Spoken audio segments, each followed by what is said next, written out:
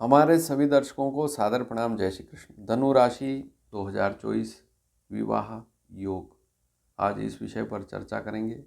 विवाह रिश्ता कब पक्का हो सकता है या कब शादी के योग बन सकते हैं, आज इसी विषय को जानेंगे। अगर धनु राशि है, लेकिन साथ में एक बात और समझ लें कि धनु राशि नहीं है, धनु लग्न है, तब भी यह जानकारी आपके लिए महत्वपूर्ण रहेगी। और सबसे बड़ी बात, धनु राशि भी नहीं है, धनु लग्न भी नहीं है, तो कुछ ऐसी जानकारियां भी इस वीडियो में दूंगा। सभी के लिए महत्वपूर्ण बात वहां पर कहूँगा, उसे भी नोट अवश्य करें।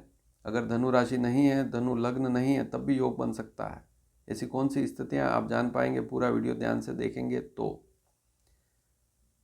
अब सबसे बड़ी बात तो यह होती है कि उम्र तो 35 हो गई, अभी तक शादी नहीं हुई। योग तो बता रहे हैं पंडित जी, लेकिन योग तो बन ही नहीं रहा है।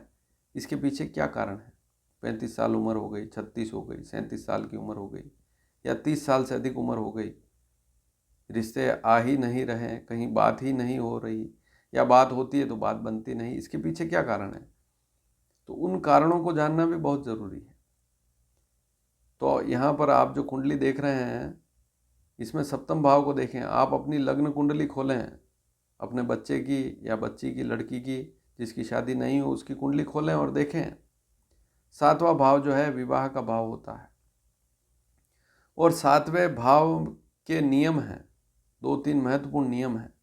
अगर वे नियम लागू हो रहे हैं, उसमें से एक भी नियम लागू हो रहा है, तो विवाह में बाधा आती है, समस्या आती है। पहला नियम, सप्तम भाव पीड़ित का नियम। यह नियम वैसे सभी भावों के लिए है, तो सप्तम भाव भी अगर कमजोर स्थिति में है तो इन 3 नियमों को समझना बहुत जरूरी है। भाव पीड़ित सबसे पहला नियम, अर्थात भाव में कोई नीच का ग्रह तो नहीं। अगर नीच का ग्रह है तो दिक्कत आती है। नीच का वीडियो, कौन सा ग्रह किस राशि पर कितने डिग्री तक नीच का होता है, इसकी जानकारी पूर्व में मैं दे चुका हूँ, तो उसे ज़रूर देखें। सप्तम भाव में राहु है, केतु है, शनि है, मंगल है, या सूर्य बैठा हुआ है, ये ग्रह अकेले बैठे हुए हैं। जैसे अकेला राहु होगा तो केतु सप्तम में कैसे होगा? लग्न में होगा। केतु सप्तम में है तो राहु लग्न में होगा, तो सप्तम में केतु है। सप्तम में अकेला शनि है तब भी समस्या रहती है, मंगल है तब भी दिक्कत रहती है, सूर्य है तब भी दिक्कत रहती है, गुरु चंद्रमा है, बुध है तब भी दिक्कत रहती है, अगर वह नीच स्थिति में हो, शत्रु राशि पर हो। तो सप्तम भाव में ग्रह का बैठना ठीक नहीं कहलाता है, उस ग्रह की स्थिति जरूर देखें। फिर दूसरा नियम, सप्तम भाव का स्वामी जो भी ग्रह है, क्योंकि सप्तम भाव में जो राशि लिखी हुई है उससे हम स्वामी को जानेंगे। राशियां और उनके स्वामी कई बार जानकारी दे चुका हूँ। तो सप्तम भाव में जो अंक लिखा हुआ है, वहाँ से हम राशि को समझेंगे, उसके स्वामी को समझेंगे। फिर स्वामी की क्या स्थिति है, कुंडली में किस भाव में बैठा हुआ है, कहीं नीच राशि पर तो नहीं, कहीं राहु के साथ तो नहीं, कहीं केतु के साथ तो नहीं, या शनि के साथ तो नहीं, या शत्रु राशि पर तो नहीं, या सूर्य के साथ अस्त तो नहीं हो गया। उस स्थिति को भी देखना पड़ेगा। अगर वैसी स्थिति है तब भी शादी नहीं हो पाती है, दिक्कत आती है, या शादी हो गई तो शादी के बाद दिक्कत आती है। फिर तीसरी स्थिति आती है सप्तम भाव का स्वामी शुक्र। शुक्र कुंडली में यदि अस्त है सूर्य के साथ बैठकर, या नीच राशि कन्या पर है, कन्या राशि पर शुक्र नीच का होता है, या शनि के साथ बैठ गया तो भी हल्की दिक्कत आती है, राहु केतु के साथ बैठा है तब भी दिक्कत आती है, मंगल के साथ बैठा हुआ तब भी पसंद नापसंद ऐसी स्थितियां बनती है, दिक्कत आती है। रिश्ते आते हैं लेकिन व्यक्ति पसंद नहीं होने से रिश्ते छोड़ देता है, बहुत दिक्कतें आती है। तो उन स्थितियों को देखना, उनके उपाय भी आवश्यक है। फिर एक स्थिति आती है कि उम्र ही अगर अधिक है, 32 साल से अधिक उम्र है, तो फिर और दिक्कत आती है। वहाँ रिश्ते जैसे चाहते हैं वैसे नहीं मिल पाते हैं। उम्र कम है तब भी दिक्कत आती है कि हम ध्यान नहीं देते हैं। मान लो 25 साल की उम्र है तो हम पढ़ाई में या नौकरी में लगे रहते हैं, रिश्ते आते हैं ध्यान नहीं देते हैं, फिर ऐसे करते करते 30 साल उम्र निकल जाती है, और नौकरी लग भी गई तो हम अच्छे पैकेज के चक्कर में शादी नहीं करते हैं कि अभी 8 लाख पैकेज ही है, 15 होगा तो शादी करूँगा, या 15 लाख पैकेज है तो कहते हैं कि 25 लाख पैकेज होगा तब शादी करूँगा, उससे भी देरी हो जाती है, या करूँगी 25 लाख का पैकेज होगा तभी शादी करूँगी। तो ऐसी स्थितियाँ भी बनती है। कुल मिलाकर सप्तम भाव कहीं कमज़ोर स्थिति में है तो दिक्कत आएगी। पुराने समय में इतनी दिक्कत नहीं आती थी, पुराने समय में लोग अलग स्थितियां थी, अब आज के समय में पूरा वातावरण ही बदल गया। तो अब अगर सप्तम भाव कमजोर स्थिति में तो और ज़्यादा गड़बड़ वाली स्थिति होती है। पुराने समय में भी समस्याएं आती थी, अगर सप्तम भाव पीड़ित है तो जिनकी आयु बहुत अधिक है उनको भी वैवाहिक समस्याएं आती है। लेकिन नए जो युवा हैं इनकी कुंडली में सप्तम भाव कमजोर स्थिति में है तो और ज़्यादा दिक्कत बढ़ेगी। अब सबसे पहली स्थिति गुरु की गोचर वाली स्थिति 2024 में दो स्थितियां रहेगी। एक तो मेष पर रहेगा अब जनवरी से अप्रैल तक, फिर वृषभ पर गुरु रहेगा मई से दिसंबर तक। तो अब ध्यान से नोट करें, चाहे आपकी धनु राशि है, धनु लग्न है या नहीं है, तब भी नोट करें।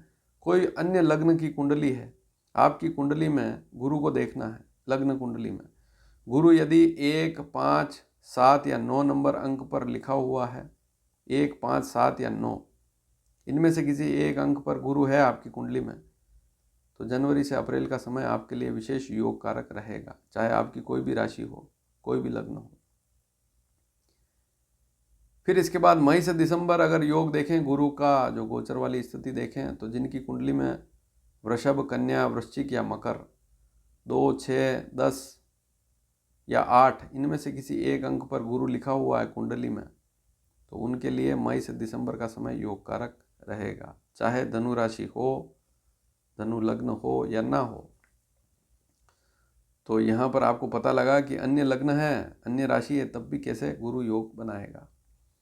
शनि पूरे साल 2024 में कुंभ राशि पर रहेगा, तो जिनकी तुला, कुंभ, वृषभ और सिंह लग्न की कुंडली है उनको भी लाभ मिलेगा, और या ये लग्न नहीं है, राशियाँ, तब भी उनको शनि लाभ अवश्य देगा पूरे साल।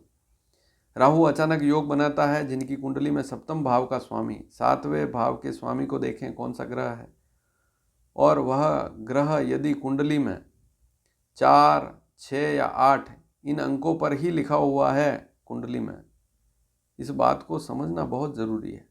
सप्तम भाव का स्वामी आपकी लग्न कुंडली में 4, 6 या 8 कर्क, कन्या या वृश्चिक राशि पर लिखा हुआ है।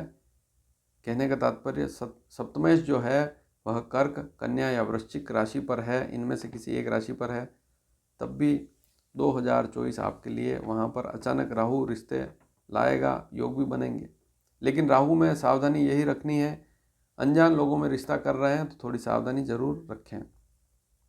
अचानक रिश्ता आता है, दूर से आता है, जान है न पहचान, फिर वहाँ पर ध्यान जरूर लगावें।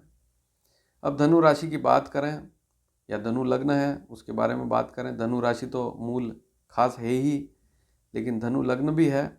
तो जनवरी से अप्रैल वाला जो समय है इसमें गुरु आपकी राशि से गोचर में 5वां रहेगा, सर्वश्रेष्ठ योग है। अभी और समय आपके लिए शेष बचा है, तो जनवरी से अप्रैल वाला समय आपके लिए सर्वश्रेष्ठ रहेगा।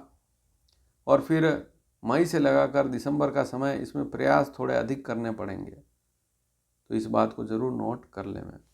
अब अगर कोई धनु राशि की लड़की है तो शादी का मुहूर्त कैसा रहेगा 2024 में, अगर शादी करें तो गुरु की स्थिति क्या रहेगी मुहूर्त में। तो मुहूर्त में देखें तो अप्रैल तक गुरु की स्थिति सर्वश्रेष्ठ रहेगी, और अप्रैल के बाद छठा गुरु हो जाएगा। जनवरी से अप्रैल तो गुरु 5वां रहेगा, सर्वश्रेष्ठ गुरु कहलाता है।